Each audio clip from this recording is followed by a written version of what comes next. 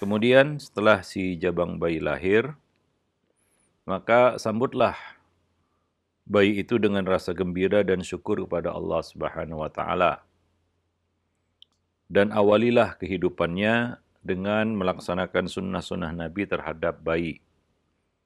Di antaranya yang pertama, memberikan nama yang baik seperti Abdullah, Abdurrahman, nama para nabi dan rasul, nama orang-orang soleh, dan nama-nama yang baik lainnya. Yang kedua, mencukur rambutnya, lalu bersedekah dengan perak seberat bobot rambut yang dicukur. Ya, perak ya, bukan emas tapi perak. Ditimbang berapa berat rambut bayi tersebut, kemudian disedekahkan perak seberat rambut bayi yang ditimbang itu. Kemudian mentahnik bayi, yaitu mengulum buah kurma, kemudian mencicipkannya ke mulut si bayi. Ini untuk merangsang dia untuk bisa memakan makanan, ya, ataupun menyusu, dan ini juga bermanfaat ya bagi si bayi. Maka dari itu Nabi SAW melakukannya dan menganjurkan kita untuk melakukannya. Kemudian yang keempat, menyembelih hewan, yaitu kambing, itu akikah, mengadakan akikah. Sesuai dengan ketentuan syariat, 1 ekor kambing untuk anak perempuan dan 2 ekor kambing untuk anak laki-laki. Apabila mampu. Anak laki-laki misalnya tidak mampu, hanya 1 kambing, dibolehkan menyembelih walaupun hanya 1 ekor kambing untuk anak laki-laki. Tapi kalau mampu maka sempurnakan 2. Tidak ada batasan umur di sini kambingnya, ya. Tidak seperti kambing kurban, tidak harus jantan, bertanduk, dan lain sebagainya. Boleh kambing betina dan boleh kambing yang kurang dari 1 tahun. Karena kalau korban itu ada ketentuan umur, yaitu lebih dari 1 tahun, 1 tahun ke atas. Tapi untuk akikah tidak ada ketentuan umur.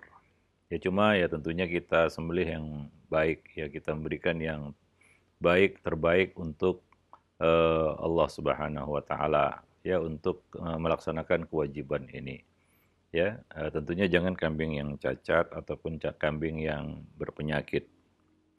Disembelih pada hari ke-7 kalau mampu, kalau tidak mampu hari ke-14 atau paling lama hari ke-21 setelah kelahiran si anak. Berdasarkan hadis yang sahih dari Nabi SAW.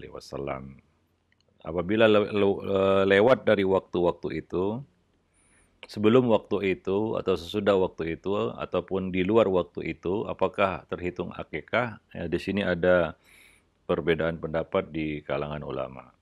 Sebagian berpendapat boleh disembelih kapanpun itu, baik sebelum waktu yang ditentukan yaitu hari ke-7 ataupun setelah hari yang ditentukan yaitu setelah hari ke-21. Sehingga ada yang membolehkan juga mengakikahi seorang yang sudah dewasa. Sebagian mengartikan itu adalah khususiyah bagi Nabi SAW. Hadisnya sahih bahwasanya Hasan dihasankan oleh Ibnu Hajar al-Asqalani bahwa Nabi mengakikahi diri beliau. Apakah ini bisa berlaku juga untuk umat beliau? Yang kita ketahui ya, tidak ada sahabat yang mengakikahi dirinya. Hanya Nabi SAW. Sehingga sebagian besar ulama mengatakan ini salah satu khususiyah Nabi. Ya, bukan untuk umat beliau. Ya, seperti beliau boleh menyembelih kambing kurban untuk umat. Itu tidak bisa selain beliau. Maka nggak boleh seorang menyembelih untuk satu kampungnya, enggak. Atau untuk satu negaranya, tidak. Yang dibolehkan bagi kita adalah menyembelih hewan kurban untuk keluarga kita saja. Bukan untuk orang lain atau satu kampung atau satu negeri. Yang boleh itu hanya Nabi SAW menyembelih kurban untuk umat beliau. Yang tidak berkurban itu disembelih dengan sembelihan Nabi SAW. Nah, jadi demikian. Ya, intinya adalah itu mungkin khususiyah Nabi Shallallahu Alaihi Wasallam, ya, bukan untuk umat beliau. Bahwa mengakikahi diri setelah dewasa yang belum diakikahi itu khusus untuk Nabi Shallallahu Alaihi Wasallam, bukan untuk umatnya.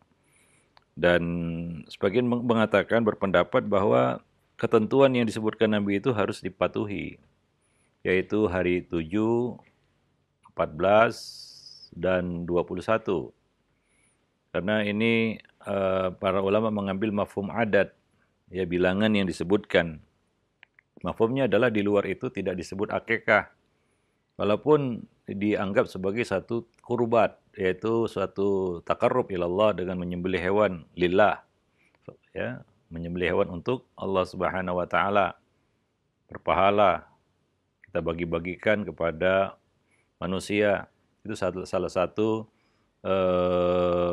amal soleh, yaitu menyembelih hewan untuk dibagi-bagikan. Hanya saja untuk akikah itu sudah ditetapkan waktunya, 7, 14, dan 21 hari, ya, di dalam hadis yang sahih. Maka kita ikuti ketentuan tersebut. Sebab kalaulah boleh kapan saja, maka tidak ada makna dari penyebutan hari tersebut. 7, 14, 21 tidak ada artinya kalau lewat tanggal itu atau lewat ketentuan itu boleh. Misalnya 1 bulan, 4 bulan, 5 bulan, 6 bulan, bebas. Maka tidak ada makna pembatasan 7, 14, 21. Ya. Maka lebih selamat, ya, lebih kepada kehati-hatian, ihtiyati, kita mematuhi dan mengikuti penanggalan yang disebutkan Nabi Shallallahu Alaihi Wasallam tersebut. Dan akikah ini hukumnya wajib bagi yang mampu dan gugur bagi yang tidak mampu. Ya, artinya kalau pada waktu-waktu yang telah ditetapkan itu kita tidak punya kemampuan, maka gugur, ya, kewajiban. Karena kaidah fikih mengatakan al-qudrah manatut taklif. Kemampuan itu adalah alasan dibebankannya suatu kewajiban. Kalau tidak ada kemampuan, maka tidak ada kewajiban. Itulah sifat syariat kita. Demikian juga akikah ini, kalau waktu-waktu yang ditentukan itu kita tidak mampu, maka gugur kewajiban atas kita. Ya, tidak ada lagi kewajiban, ya, apabila memang kita tidak mampu. Nah, demikian, ya. Oleh karena itu, ya, bagi yang punya kelapangan rezeki, ya, hendaklah dia menyembelih hewan akikah sebagai ungkapan rasa syukur atas kelahiran bayi tersebut. Ya, karena seorang bayi tergadai sampai disembelih akikahnya. Bagi yang mampu tentunya. Yang tidak mampu, ya, Allah tidak membebani, la yukallifullahu nafsan illa wus'aha. Allah tidak membebani satu hambanya, ya, setiap hamba, ya, kecuali menurut kemampuan yang dimilikinya. Ya, mudah-mudahan dengan melaksanakan dan menerapkan sunnah-sunnah ini, itu menjadi awal yang baik dalam kehidupan anak tersebut. Ya, mudah-mudahan, ya, kita bertawasul dengan amal soleh kita ini, mudah-mudahan anak ini bisa menjadi anak yang soleh atau solehah. Ya, karena dia diawali hidupnya dengan mengamalkan sunnah-sunnah Nabi terhadap bayi tersebut. Wallahu a'lam bishawab.